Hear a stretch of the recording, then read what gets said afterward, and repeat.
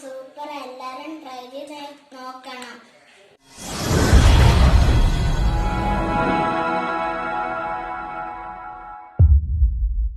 ഗോതമ്പ് നുറുക്കുകൊണ്ട് ഒരു കിണ്ണനപ്പം ഉണ്ടാക്കാം.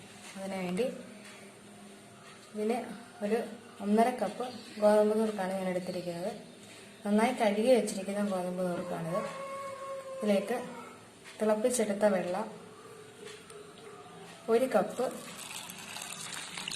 ഒഴിച്ച് ഇതൊന്ന് നമുക്ക് കുതിരാൻ വെക്കാം. ഒരു 1.5 മണിക്കൂർ ഇത് കുതിരാനായിട്ട് വെക്കണം.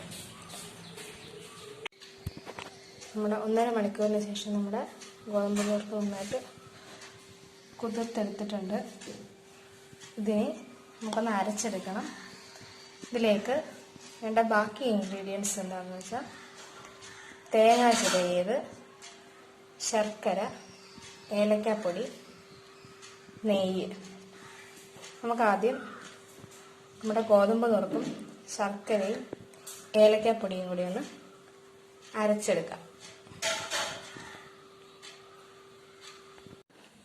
ഗോതമ്പ് നുറുക്ക് അരച്ചെടുത്തിട്ടുണ്ട്. ഇനി അതിലേക്ക് 1 ടേബിൾ സ്പൂൺ നെയ്യിൽ നമുക്ക് ഈ തേങ്ങ വറുത്തുകൂടി ഇതിലേക്ക് ചേർക്കാം.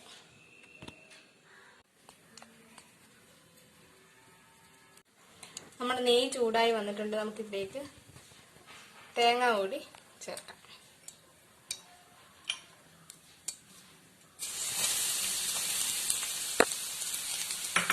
ഇനി ചെറുതായിട്ടൊന്ന് മൂപ്പിച്ചെടുക്കാം.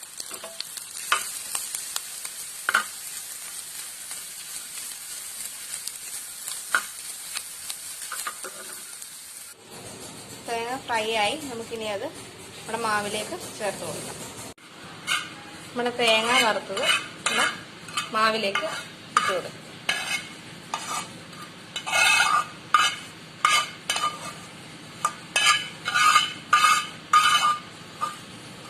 ഇത് നന്നായി മിക്സ് ചെയ്തെടുക്കാം.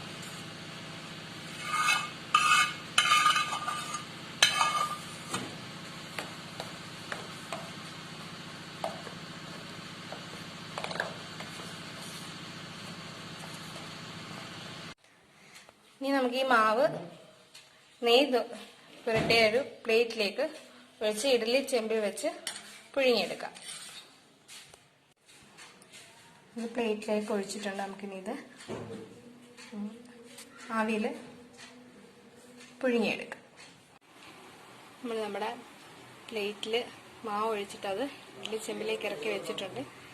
ഇനി അത് മൂടി വെച്ച് നമുക്കൊന്ന് വേവിച്ചെടുക്കാം. ഒരു 15 മിനിറ്റ് നമ്മളത് ആവിയിൽ പുഴുങ്ങി എടുത്തിട്ടുണ്ട്. അതിനുശേഷം നമുക്ക് ഇതൊന്ന് മുറിച്ച് നോക്കാം.